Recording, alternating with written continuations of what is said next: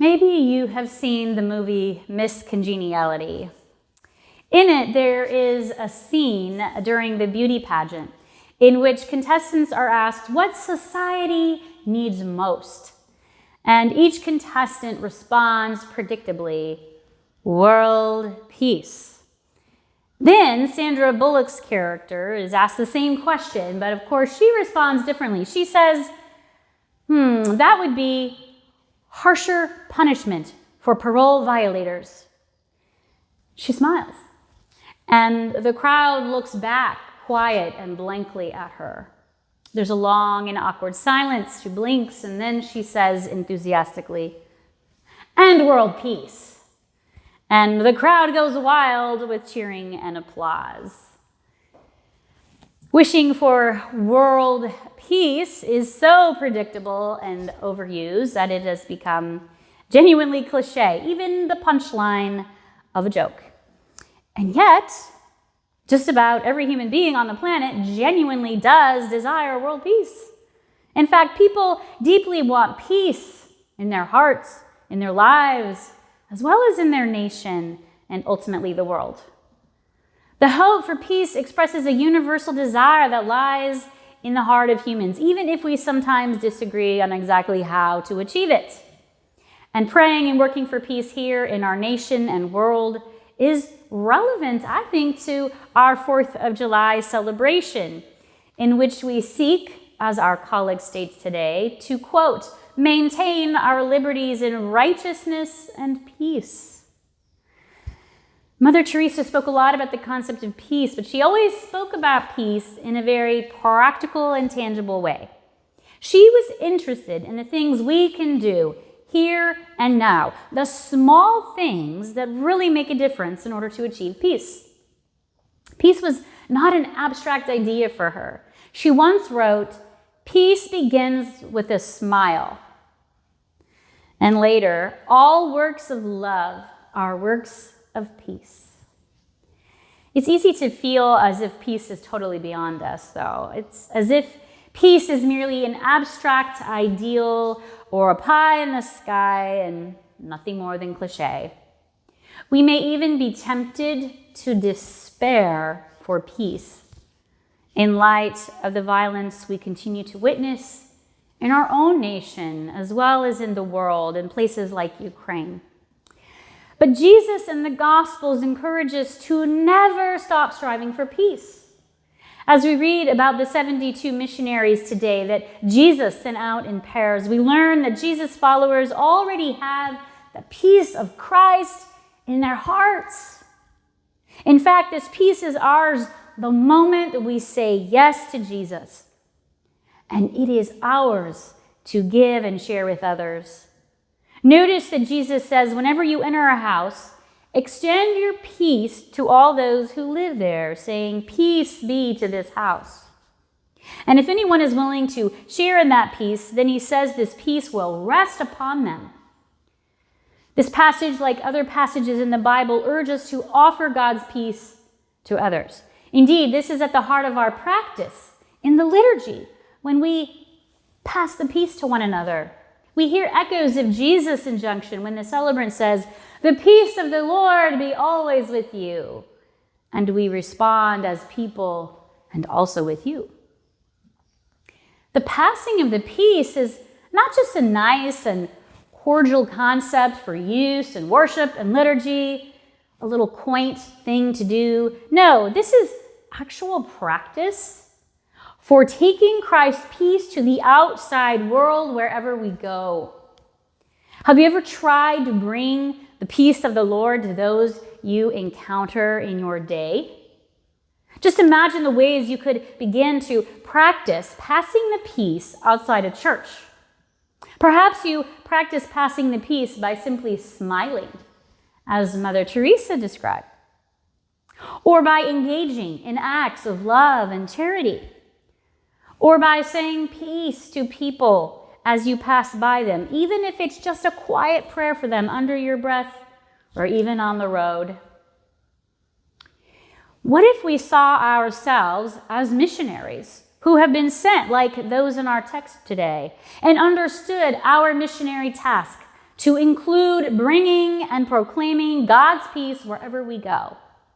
How might that change our perspective and our lives, as well as the lives of those around us? And notice that according to Jesus, not everyone will be ready to receive this peace or even want it. Jesus says that if anyone is there who shares in peace, your peace will rest on that person, but if not, it will return to you. Maybe you've experienced this. You smiled at somebody and they simply scowled back. Or you tried to offer a peaceful solution to an argument, but your solution was rejected. Or on a national and global scale, the rejection of peace that we see is actually quite alarming. But according to Jesus, regardless of whether this peace is accepted or not, we are still called to extend the blessing of peace to those we encounter, knowing it will return to us if rejected.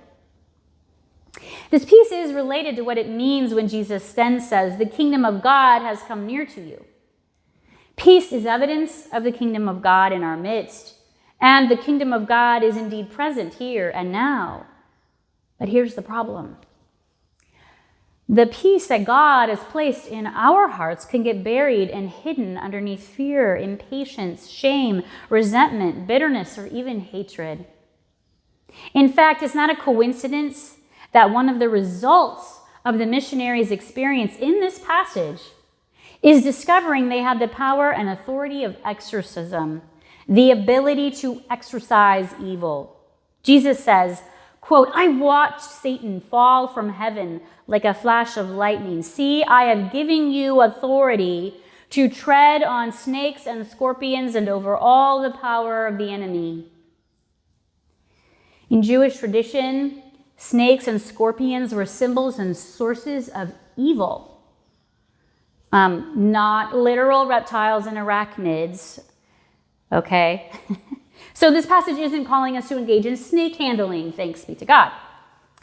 I know some have interpreted it that way, but this is a call to exorcising evil whenever and wherever we as followers of Christ encounter it, to exorcise the evils of hatred and violence, that which opposes peace. As Christians who have accepted the peace of Christ into our hearts, we have been given the power and authority to exorcise evil. The responsibility to exorcise sin, hatred, violence, and evil from our own hearts and lives is first and foremost, though.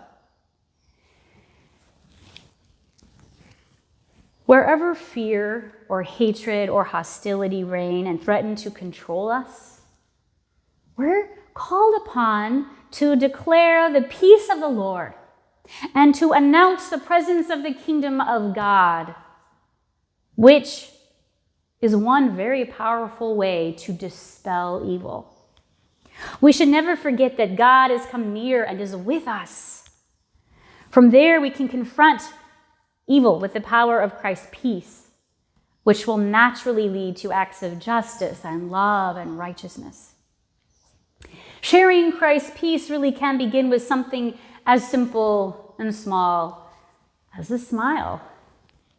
We can choose the smile over the scowl, even when others don't deserve it. It was once confessed by Arthur Bremer, the serial killer who made the decision to commit mass murder followed by suicide one day, that his mind was suddenly changed because when he went to his last meal at a diner, quote, "The waitress was friendly and smiled at him." Her smile meant that nobody died that day. Talk about the power of peace dispelling evil. The big audacious idea that's being proposed by Jesus is that peace really does start with us, with the peace of Christ in our own hearts, given to us by God and then extended to others. This peace can carry us out of fear and bitterness and into the blessed calm and sanctuary of God's love and presence, of God's smile on us.